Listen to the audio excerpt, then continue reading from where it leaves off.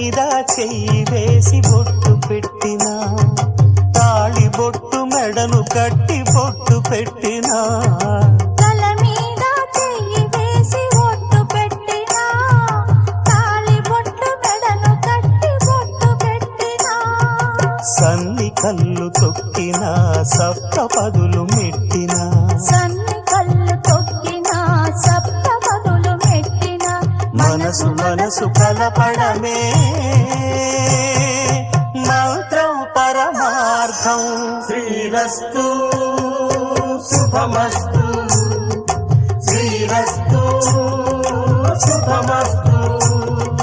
శ్రీకారం చుట్టుకుంది పెళ్లి పుస్తకం, ఇక ఆకారం దాచుతుంది కొత్త జీవితం.